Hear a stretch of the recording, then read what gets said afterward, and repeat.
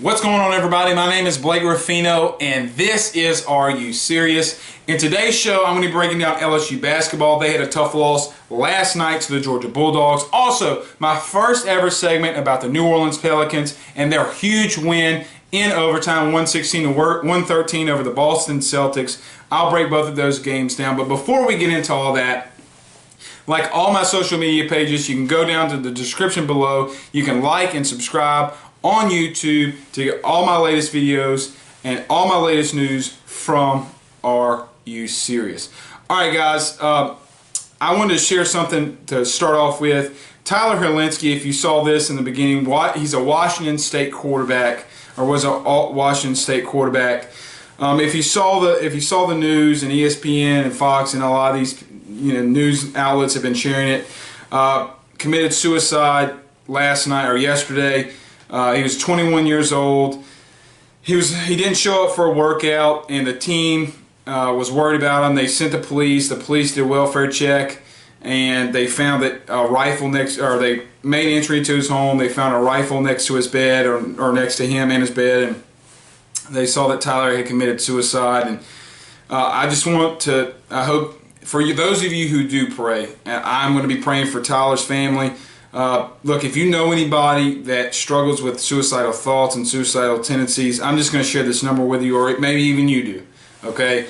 Call this number. Someone's always going to be there. It's 1-800-273-8255. That's 1-800-273-8255.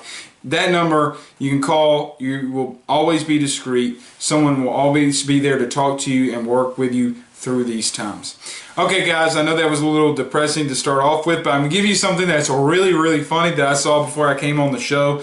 If you guys know who Shareef O'Neal is, that's Shaquille O'Neal's son. Shareef is a really good basketball player, and today the McDonald's All-American selects were named from McDonald's, and Shareef O'Neal was left off that list.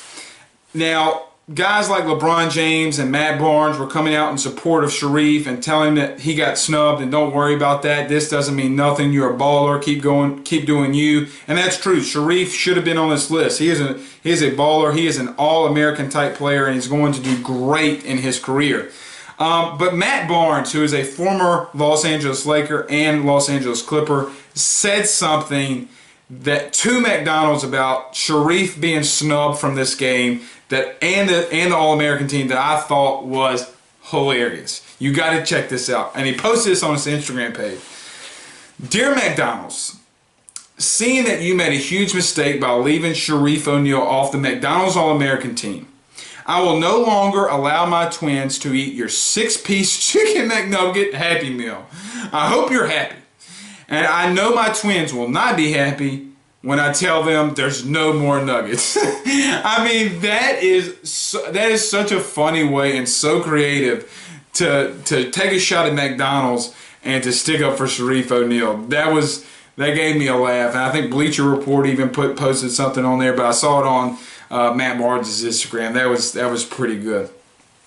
Anyway, like I told you in the beginning of the show, I'm going to be breaking down the game from last night with LSU and Georgia. Look, in the first half, the Tigers did really well. They really physically dominated that game. But in the second half, Yante Mayton, who was the SEC preseason consensus overall player, who was going to be the consensus overall player, he really balled out. Now, Mayton went 7 of 20 in shooting, 7 of 7 from the free throw line. He had a huge basket with 5 seconds left to go in that game. He finished with 21 points and 12 boards.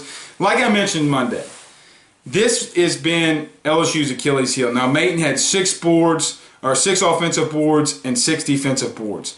LSU's going to have to continue to get better on that offensive rebounding. Now, Reef and Epps played big last night, but they still are unable to get defensive rebounds. And they're going to have to start boxing out and being big. And it's not an effort thing. Last night was not an effort, was not a lack of effort. I think it was just this team's lack of size. Georgia went was about 44% in field goal shooting, 25% from 3. So it's not as if that Georgia was lighting things on fire. In the second half, all they did was give it to Maton, let him get it on the elbow, let him get in the paint, let him score. They completely went away with all their offense in the second half. In the first half, LSU dominated Georgia, like I mentioned. In the second half, things just started to unravel. You didn't see Tremont Waters trying to push the ball like he did in the first half, and I thought that's when things started to change. When you start taking your foot off the pedal, that's when teams start pushing their way back. And LSU had a 10-point lead at the half. I think it was 34-24. And you got to continue to put pressure on your opponents. And LSU just hasn't been able to do that. Now they did that against Arkansas, which obviously you beat that team by 20. And LSU's gonna have to learn, and they're a young team. They're gonna have to learn to continue to do that. Now Brandon Sampson had a big game. He had 17 points in his first start back, but it wasn't enough. The two reasons LSU lost these last couple of games against Georgia and Alabama is strictly rebounding. It has nothing to do with effort. Now LSU is a little undersized, but in being undersized, they just are unable to rebound.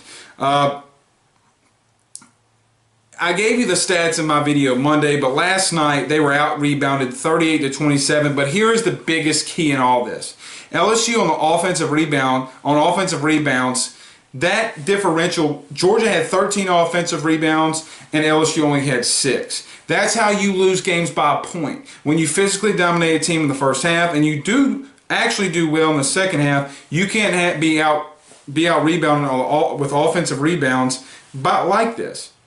You can't have 7 offensive, or your opponent have 7 offensive rebounds and think that you're going to win games. Same what I told you Monday with Alabama in the Alabama game. The only good thing Georgia did was continue to feed Maton, like I mentioned. And the crazy thing about all this is that Will Wade has done great in recruiting. Now, scheming wise, I think that the reason that LSU has done so well is that Will Wade has been able to scheme his way to these wins. Now the bigger, more physical teams, LSU has not done good. When you've seen them play against teams like Michigan and Houston that are a little undersized like they are, they run, they put pressure on their opponents, and they're able to win games. Arkansas is another good one. But when a team is big and has length like Alabama and Georgia, Tremont Waters is not able to move the basketball, is not able to get things going, and he showed it last night. I remember a point last night where the announcers were saying, "Oh, where's Waters going to get it going? When's Waters going to get it going?" And with 6 points, he never got it going. It seemed as if Waters never really tried to push it. It seemed as if he never or wasn't trying to be aggressive in the second half. And I don't know if that was what Will Wade wanted, or if that was just if Tremont Waters saw something or something was off with him. I don't know. But Brandon Sampson, as I mentioned, had 17 huge points. But look, when your best player is not going off like he normally does, you're going to lose tough games like this. So Will Wade, and look, this is the first time that I've even mentioned anything negative about Will Wade. I think Wade's going to have to find ways to get Tremont Waters in space and get him open looks and open shots, and I fully feel confident that he's going to be able to do that. And LSU was going possessions, and this is something that I just thought of was, as I remember that LSU was going possessions without giving Tremont Waters the ball. At some point you're going to have to. You cannot go possessions without giving your best player the ball, and you will lose these tough games. There's no reason that LSU should have lost that game last night, and you just got outmatched and you got outperformed in the second half by probably the SEC's best player, and that's what hurts. Is when you when you're beating a team and the SEC's best player, you have him on the ropes and he only shoots 7 for 20, and you lose and you lose because of a lack of effort, really, in my opinion, by your best player in the second half. So, all right, guys, as I told you, I was going to be doing my first New Orleans Pelicans segment, and I am. what a huge win last night by the Pels. Anthony Davis came up big. Now, last year, as you guys remember, the Pelicans made a huge trade by getting DeMarcus Boogie Cousins from the Sacramento Kings. That was a blockbuster deal, and a lot of people have had mixed emotions about that. And the Pelicans haven't seemed to be able to get over the hump and get over the 500 mark. Now, until today, I was even in kind of that boat of like, the Pels aren't even going to make the playoffs. But look, the Pels are 6th in the West. If the playoffs were to start today, they would be in the playoffs. And how deep is the West? Now, I'm not going to sit here and tell you that they're going to beat the Golden State Warriors, because no one's going to beat the Golden State Warriors. But I do not think that the wheels are falling off at this point. Look, and I even saw T-Bob Hebert mention this morning on Off the Bench. He said it was the biggest win in the Alvin Gentry era. I don't personally believe so. I believe that the win last year against LeBron James without Anthony Davis was your biggest win. But as far as this season, this game against the Celtics was the biggest win. Look, last night showed what the Pelicans can do. The Celtics have been red hot. The Celtics have not lost since Christmas Day, and Louisiana fans have been wanting to see the Pelicans do this against a really elite team. And last year, the defense was not there for the Pellies. Okay, the offense was there with Anthony Davis and Boogie Cousins, but the defense wasn't there. But last night, the defense really showed up. The Celtics committed 18 turnovers, which turned into 32 points for the Pels. That is a huge difference in why the Pels were able to get this game into overtime and why the Pels were able to win this game ultimately. Now, it goes to say that Anthony Davis was a big part and probably the biggest reason on why you won this game. But the Pellies did have tried to do something and they took a page, as I mentioned earlier with LeBron. They tried to pull something, in my opinion, what LeBron has done, with a big three with Anthony Davis and Boogie Cousins and Drew Holiday. Now, this is what could happen in New Orleans. Anthony Davis last night in 45 minutes had 45 points, went 16 of 34 shooting, didn't hit any threes, but I don't care about that.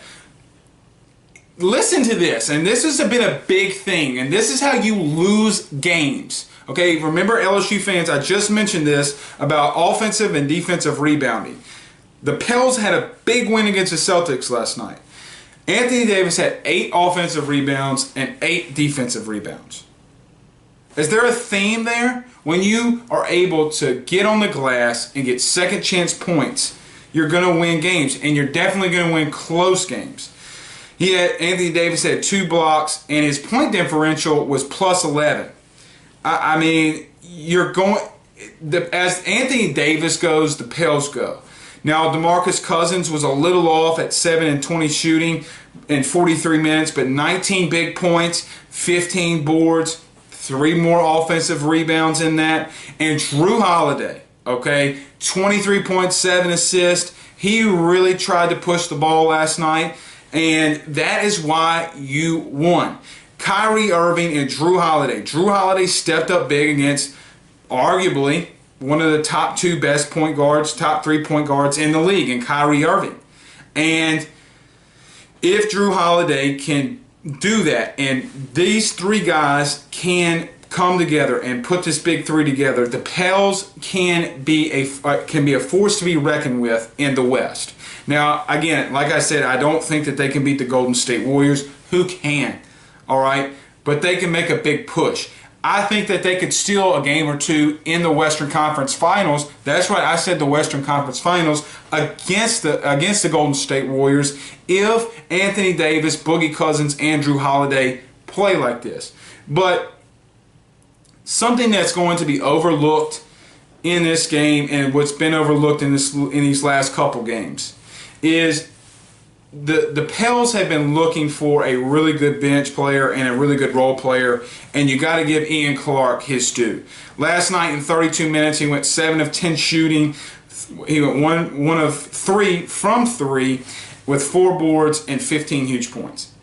Okay, when you have that from a guy coming off the bench, you're going to win a lot of games against a really, really good teams.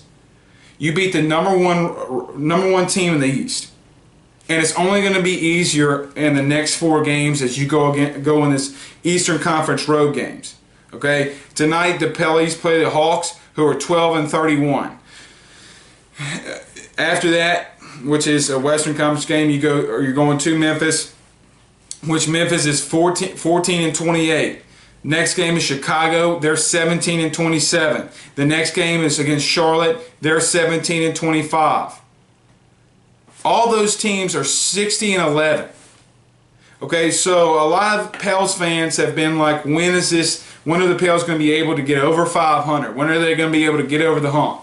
This is the time that the Pelicans and Anthony Davis needs to lead his team above 500 and get 4, 5, 6 games above 500 and lead, get to the 4th, 5th, even closer to that 3rd seed going into the All-Star break. Okay, I think that DeMarcus Cousins, and I really do believe this, I think DeMarcus Cousins is starting to understand and starting to pull back in reference to giving this team and understanding that this team is Anthony Davis. This is the Browns team. And you see that in the game last night. And I'm looking for a good word here. And just kind of doing what Anthony Davis says in the word. I can't think of a word to come up with there. But look, and even after all these road games, you're going to be playing Houston. They're dysfunctional with the Chris Paul trying to beat up Austin Rivers mess. So I think that the future right now can be very, very bright for the Pelicans moving forward. I don't want Pels fans to, if there is a loss in all this, I don't want people to freak out. But if you're able to beat the Hawks, if you're able to beat Memphis, if you're able to beat Chicago, if you're able to beat Charlotte, if you're able to beat Houston, talking about 6, 7 in a row, and you get things moving, and then you get into February at the All-Star break, that's where momentum starts, okay? And you can't tell me that momentum is not a big thing in the NBA. Just ask LeBron James. All right, guys, I hope all of you are staying warm, and don't forget to run your faucets like we even did in our pipes were frozen. So catch up the Pels games tonight. It's going to be big as they go upon this stretch, and we'll see you guys again soon. Later, guys.